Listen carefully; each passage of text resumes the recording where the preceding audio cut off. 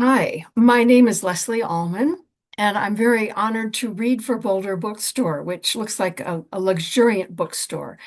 I live in Taos, a few hours down the road from you, and I'm hoping that I can visit in person sometime and just hang out and read and buy things. And I'm very appreciative of your reading series. I've enjoyed the other recordings I've looked at. And I'm here today to talk about my new book of poetry, Unruly Tree, which came out from University of New Mexico Press last August. It's a cover designed by a wonderful quilt artist named Dottie Moore. And this book is a series of poems, each of which is titled after one of Brian Eno's and Peter Schmidt's oblique strategies. Um, these strategies were begun in the 70s. I think Brian Eno conceived of them when he was renting studio space that was very expensive, and he'd get in there ready to record and he'd just clutch. And he needed to do something to just jolt himself into doing something with this valuable time and making some kind of music. So he started thinking about these strategies and making some up. And at some point, he met an artist named Peter Schmidt, the late Peter Schmidt, and they started comparing notes, and they were both doing this kind of thing. So they made up a deck of cards, each of which had a strategy on it, and there are 110 altogether, and they're now available as a list. So each of my poems took one of those strategies as a title. And I wanted to do that because the strategies made very little sense to me, and that excited me a great deal.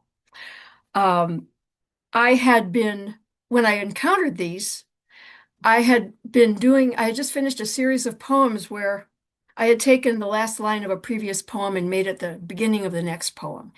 And I found that I really enjoyed having something jolt me into a poem without me having to sit down and decide what to write about. I found that I did better if I just had something at the top of the page and then see where I could go with it. So I had just finished a whole book of those poems when I attended a lecture by a student at Vermont College of the Fine Arts, where I teach, and she was giving a lecture on lists, and she passed the oblique strategies out as part of her handout.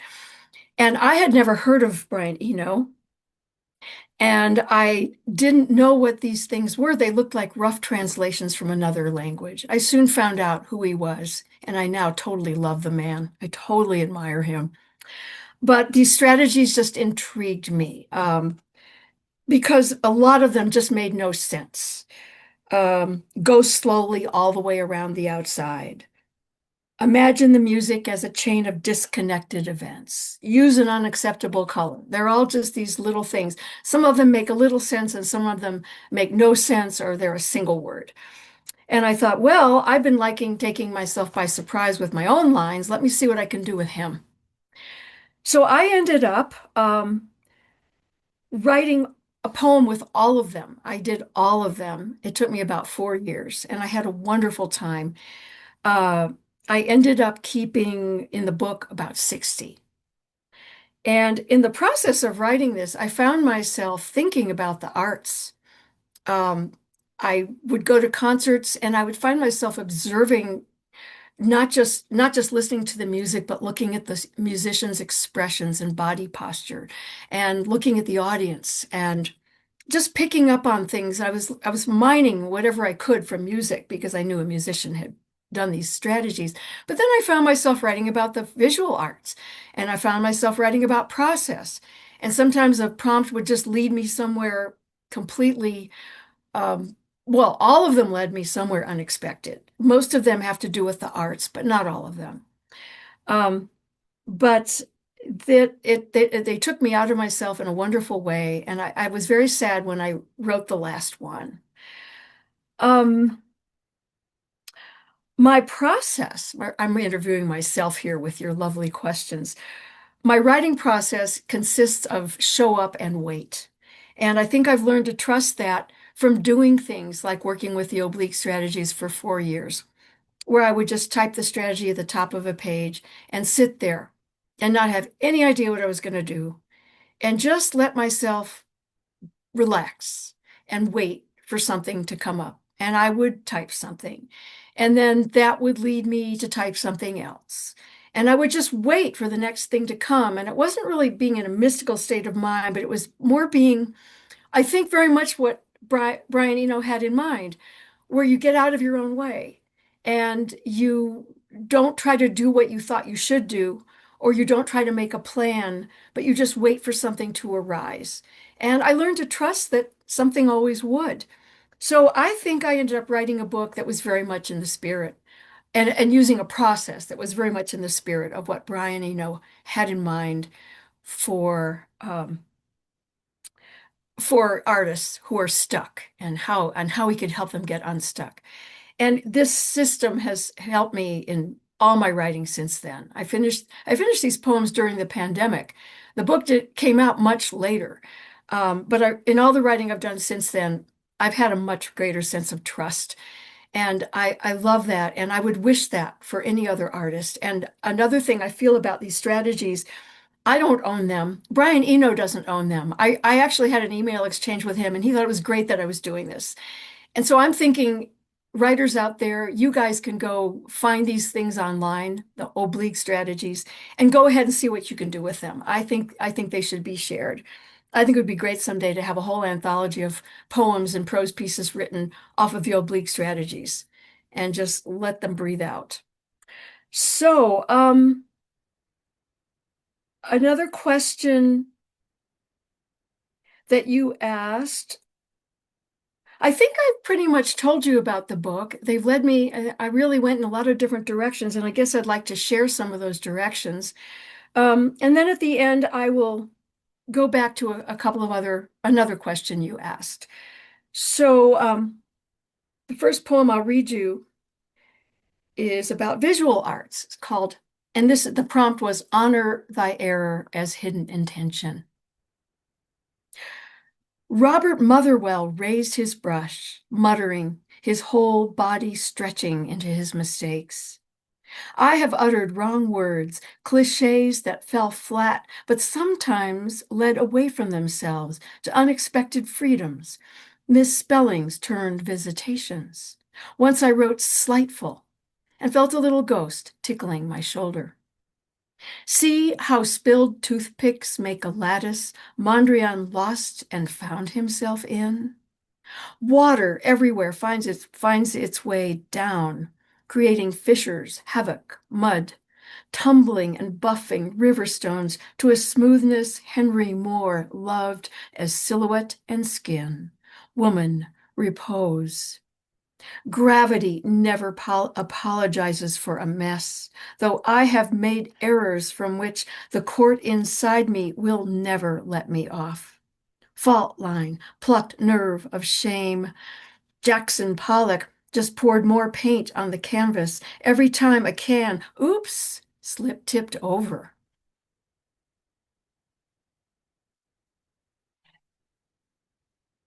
And this one is accept advice.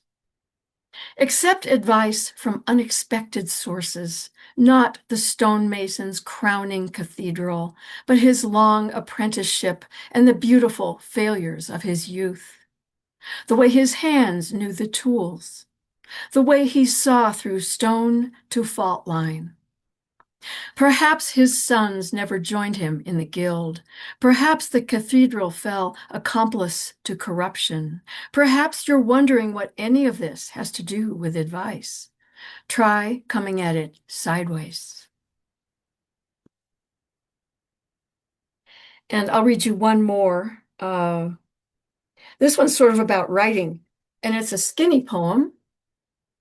It's kind of about line breaks. And this prompt was make a blank valuable by putting it in an exquisite frame.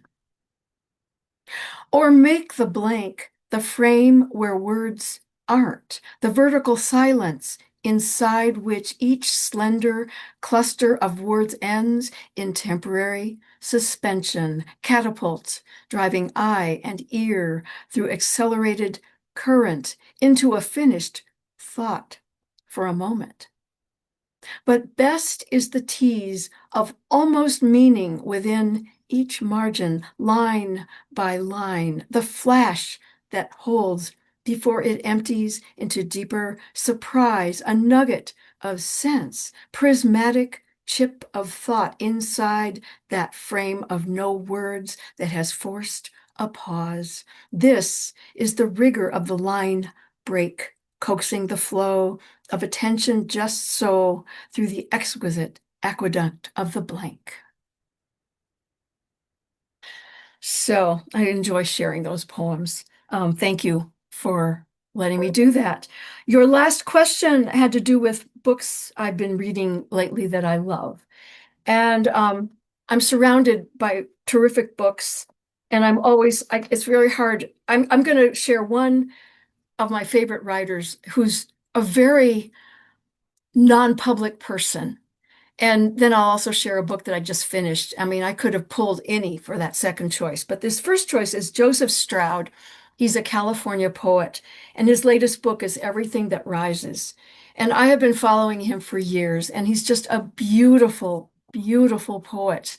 Um, I I'm going to babble if I try to say why. I mean, there's so much emotional intelligence in his work, a wonderful restraint, but a richness in his language and the flow of his words and his imagery. Some of his poems are very short and some of them are longer.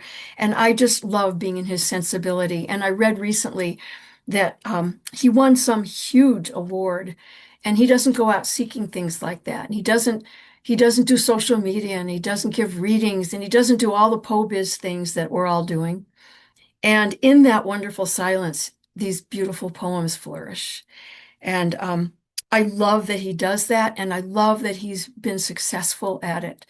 I'm also surprised that with all the teaching I do, so many of my students have never heard of him. So I want everyone to know about him. And then another one that I just read recently, and again, I could have picked any number of books, but I was delighted by this book by a poet named Gail Ronsky with art by Gronk. These are two Los Angeles artists. And this book came out from a very new press called Walton Well Press. And these poems, the art is just wild and simple, but wild. And I'm not going to do justice to it here, but it's very fanciful. And I mean, it's like he was on some wonderful drug. And then Gail's poems speak to the art, but they also speak their own thing, and they're very humorous. And what I love the spareness of both these artists, but the things that they put on the page feel very important and funny and whimsical. And they just make me glad to have a brain and eyes to appreciate what they're doing. So those are just two of many, many, many things I appreciate. And I want to thank you for letting me do this. I look forward to seeing more of your recordings. And I'll say goodbye for now.